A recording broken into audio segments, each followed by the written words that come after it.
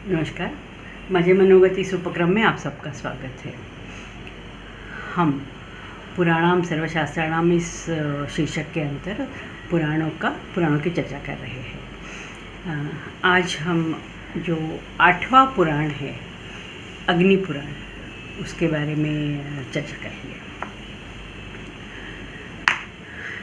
नाम से ही जाहिर है कि ये पुराण जो है वो अग्नि के विषय को समर्पित है और ये पुराण स्वयं अग्निदेव इनके मुख से वर्णित है। उन्होंने इसको बोला है, इसका प्रवचन प्रचार किया है।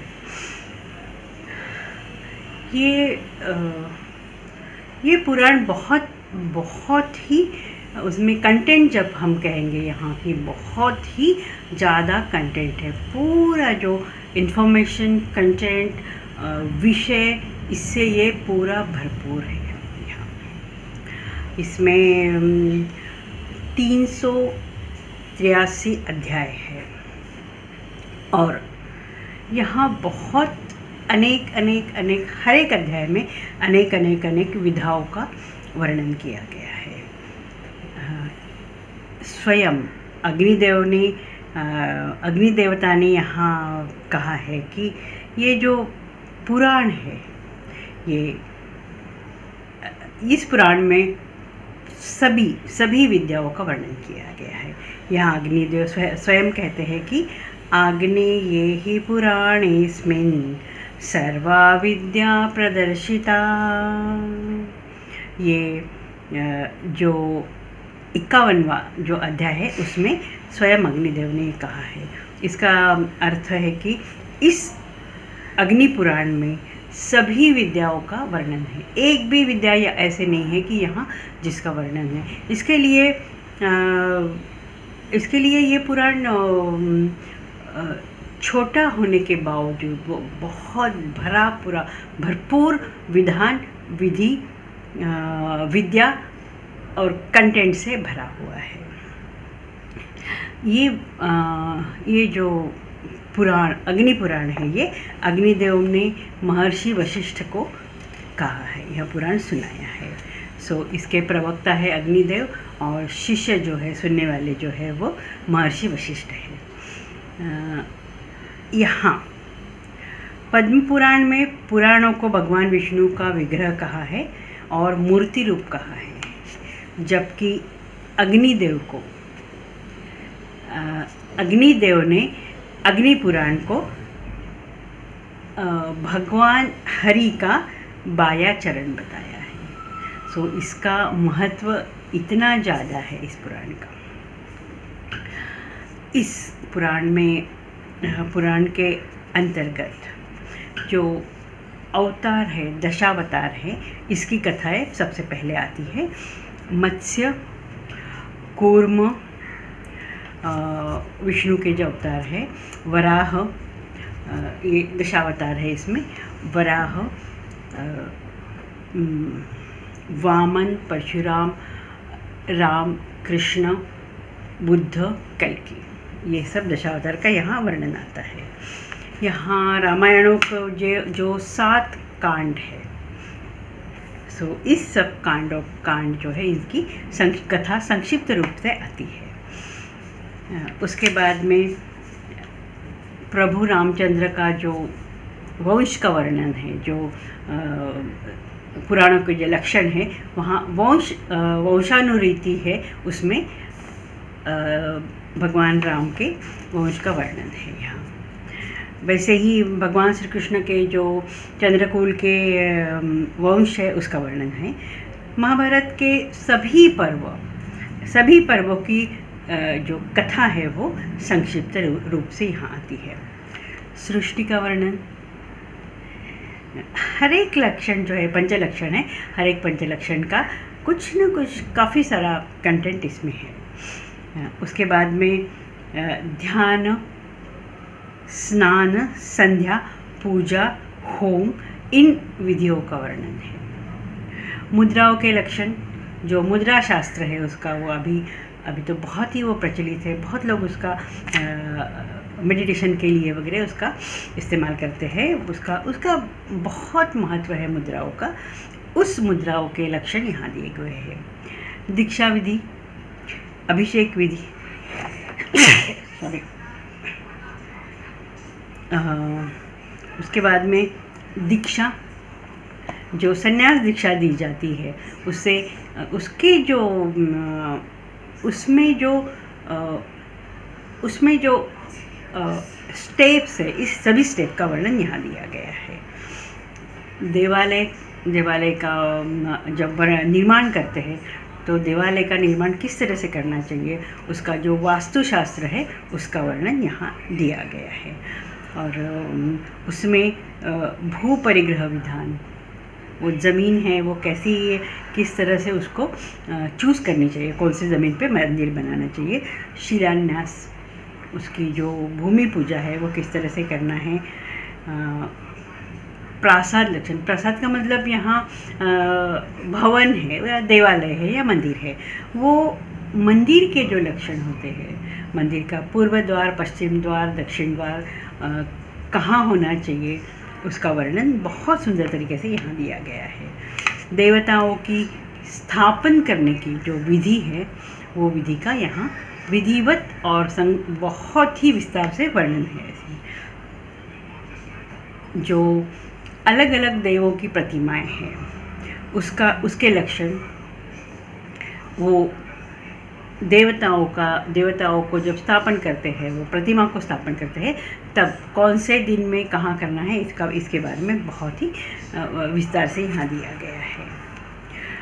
उसके बाद में प्राण प्रतिष्ठा की विधि, देव पूजा विधि, ये सब पूरा मंदिर के बारे में जितना भी शास्त्र है वो अग्नि पुराण में दिया गया है। इसके बाद में कुछ संक्षिप्त से खगोल शास्त्र का यहाँ वर्णन किया गया। खगोल शास्त्र जो ग्रह तारे हैं, उनका स्थान,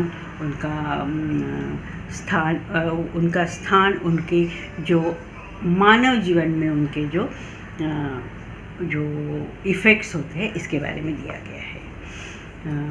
ज्योतिष शास्त्र, इसका बहुत ही विस्तार से यहाँ दिया, वो इसका मेन सब्जेक्ट है यहाँ का। उसके बाद में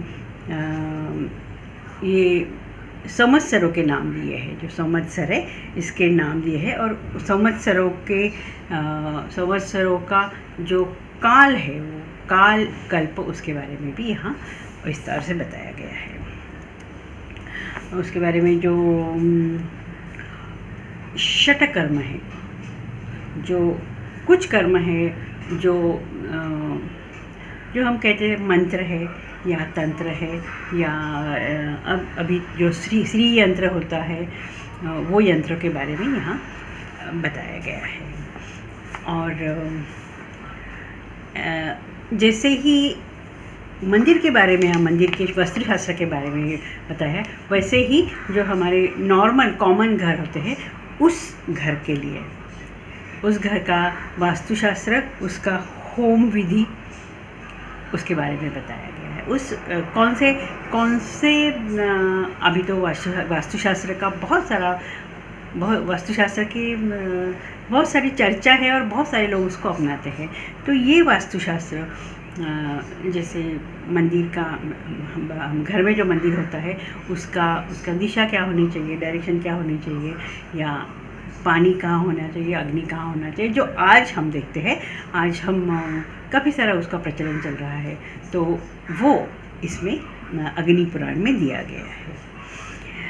जो व्रत विधि होते हैं, हमारे यहाँ हर एक दिन जो है हम शुरू करते हैं, यदि पौर्णिमा से शुरू करते हैं हमारा, तो पौर्णिमा से लेके उसके बाद में प्रथमा, द्वितीया, तृतीया, चतुर्थी, ये सब पूरे जो इस पौर्णिमा से लेके अमावस तक और अमावस से लेके फिर पूर्णिमा तक, ये जो विधि है, कौन से दिन कैसी पूजा करनी चाहिए, उसके व्रत के बारे में बोला है। वो जो व्रत है वो व्रत के बारे में यहाँ बोला है। अभी तो नॉर्मली अभी तो हम लोग इतना मानते नहीं हैं, या समय नहीं है या ज्ञान नहीं है। वो हाँ मेन है कि हमें इसके बारे में पता नहीं है। सो नेचुरली ये जो है इतना हम ढंग से उसको फॉलो नहीं करते, लेकिन फिर भी कुछ तो जो दिन है, कुछ तो व्रत है वो करते ही है। इसके बाद में व्रत है और उसके साथ साथ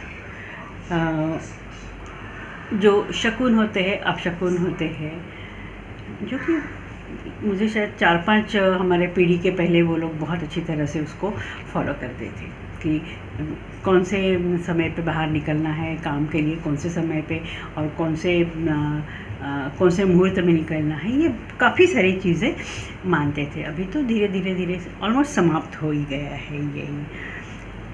इसके बाद में जो औषधियाँ हैं, रस औषधियाँ, इसको अभी आयुर्वेद के नाम से बहुत प्रसिद्ध हो गए हैं। और जो औषधियाँ हैं वो औषधियाँ कहाँ मिलती है, कैसे उसका उपयोग करना चाहिए, उसका किस तरह से, कुछ औषधियाँ होती है उसका वनस्पति की बात करें हम तो उसका रस निकाल के पीना चाहिए, या वैसे ही उसके जो पत्ते होते हैं वो खाने चाहिए, या उसका और कुछ चूर्ण करके लेना चाहिए।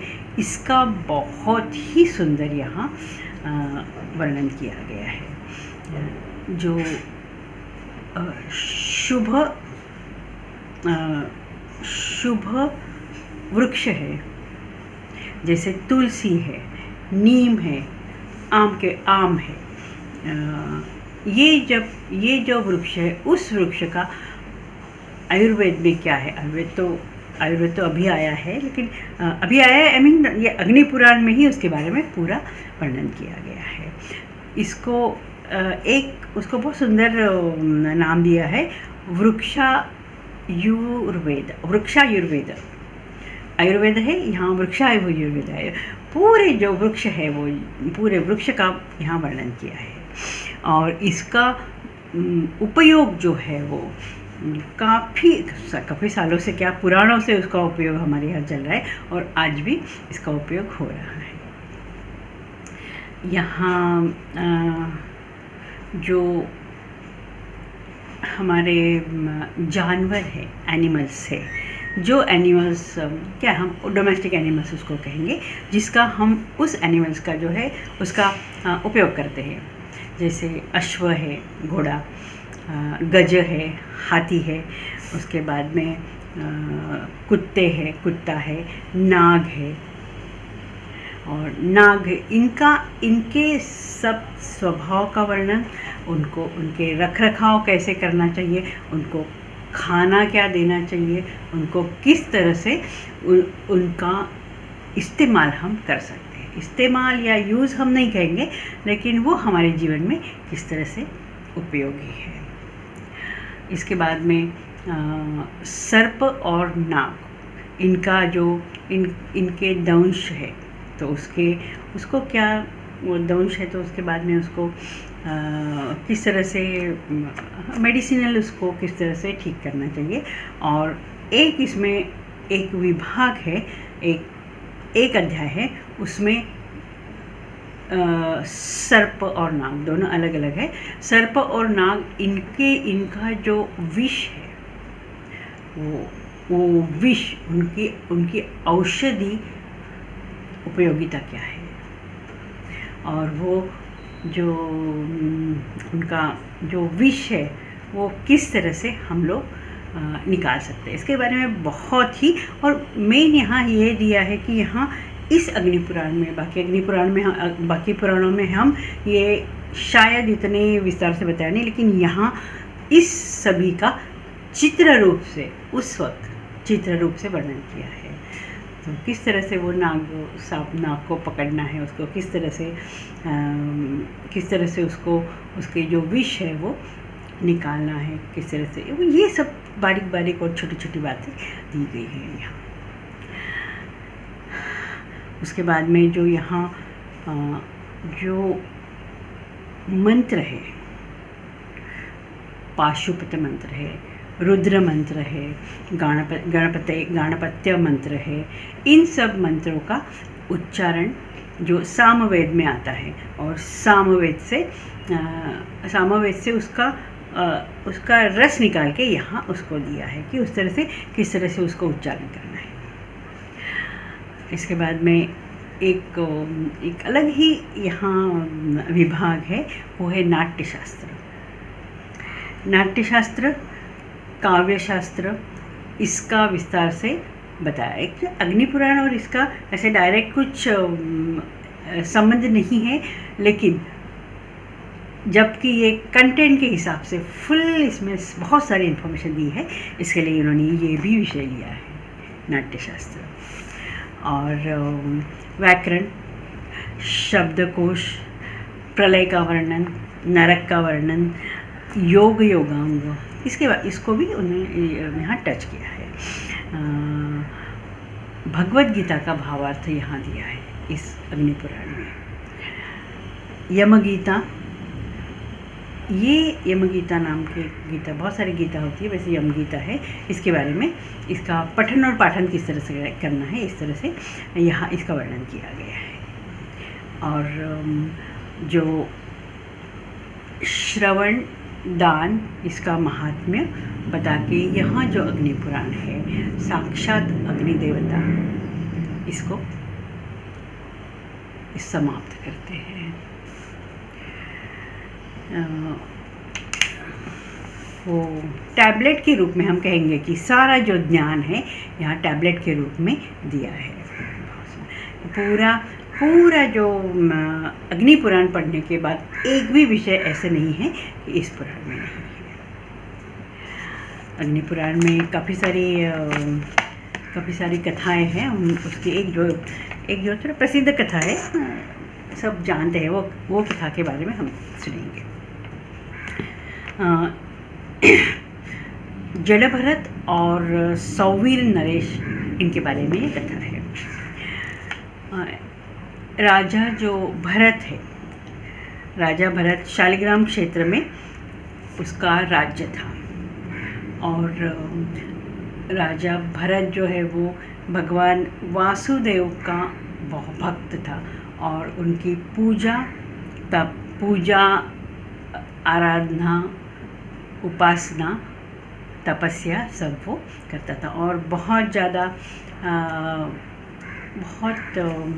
प्रजा के प्रति बहुत ही उनकी केयर करने वाला, शूर, वीर, बल वीर्य से भरपूर ऐसा राजा भरत, वो राजा भरत बहुत ही प्रसिद्ध था।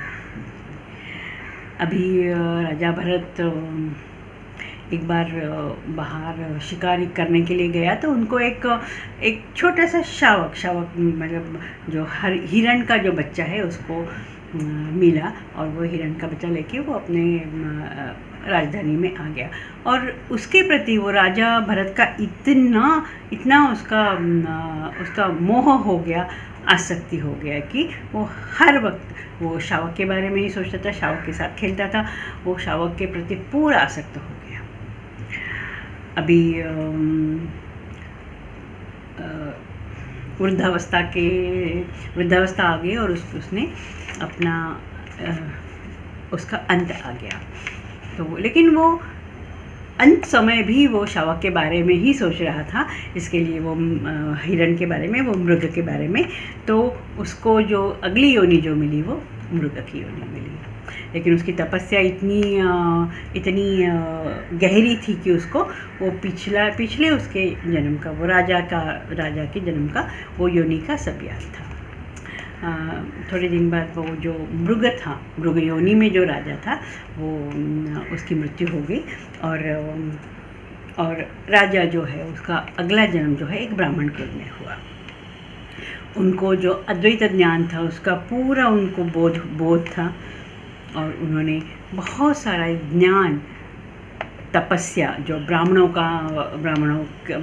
का जो कर्तव्य था वो उन्होंने पूरा किया। अभी एक बार वो अपने गांव में था, तो अपने वो कुछ तपस्या में बिजी था। तो सौवीर जो राज्य था उसका जो जो नरेश उसके जो राजा थे वो वहाँ से गुजर रहे थे, तो उनको ये ब्राह्मण दिखा। तो उन्होंने सोचा कि ये ब्राह्मण तो बहुत धष्टपुष्ट है, तो चलो इसको हम अपनी पालकी ढोने के लिए उसको लेके चलते हैं।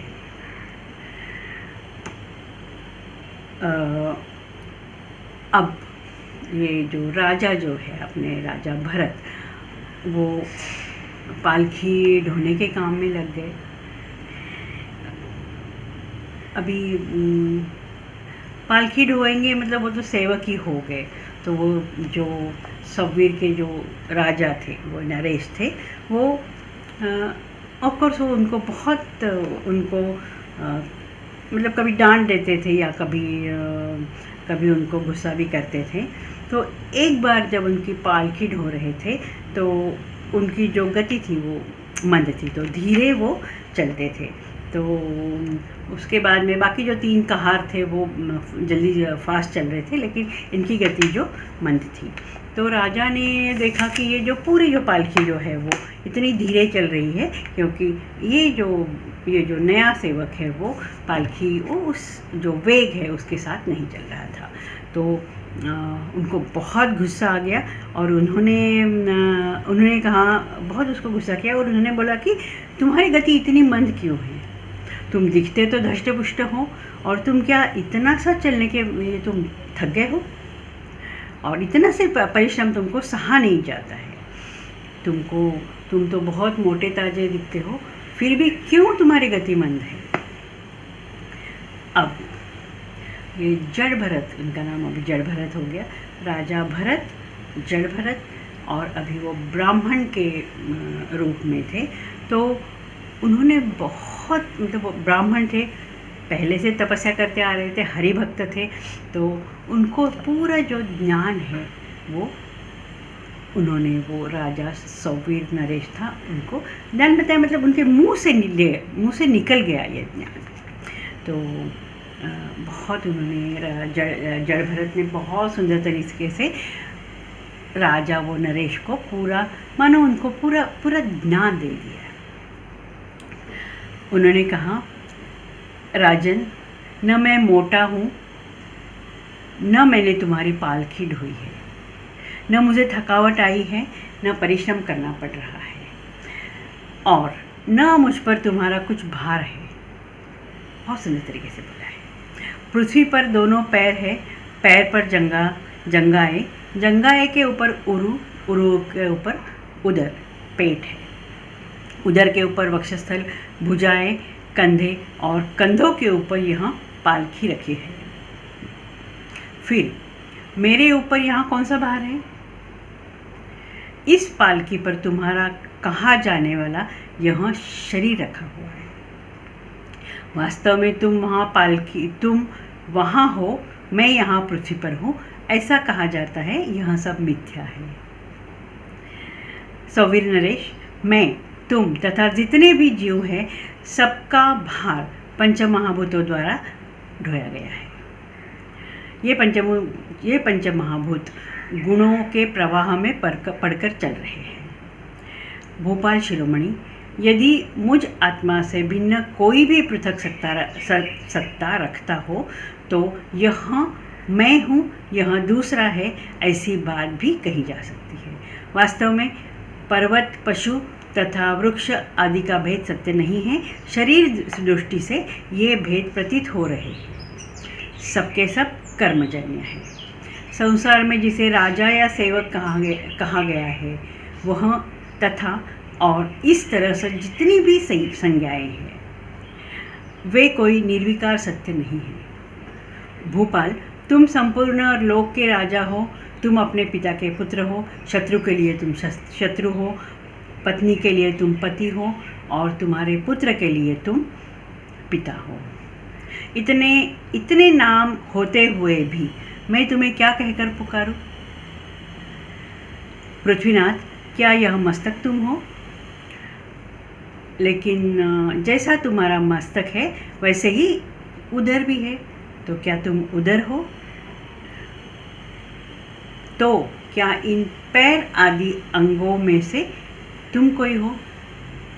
तुम पैर हो, या तुम्हारे हस्त हो, या तुम्हारा शरीर ये तुम हो, या तुम्हारा मस्तक तुम हो, तो तुम कौन हो? हे राजा, इन समस्त अवयवों से तुम पृथक हो, अतः इनसे अलग होकर ही अच्छी तरह विचार करो कि वास्तव में मैं कौन हूँ। यहाँ ये पूरा का पूरा ये पैराग्राफ है जो ब्राह्मण जड़ भरत इन्होंने बोला है राजा को। वो पूरा इसमें पढ़ना ही चाहिए था, इसमें एक भी शब्द अलग नहीं है। ये जो लिखा है अग्नि पुराण में वो ही पढ़ा है। ये सब सुनकर राजा को एहसास हो गया कि ये कोई सामान्य सेवक नहीं है, ये कोई सामान्य कहार नहीं है। इसलिए जो राजा सौवीर के नरेश थे वो नीचे उतर आए।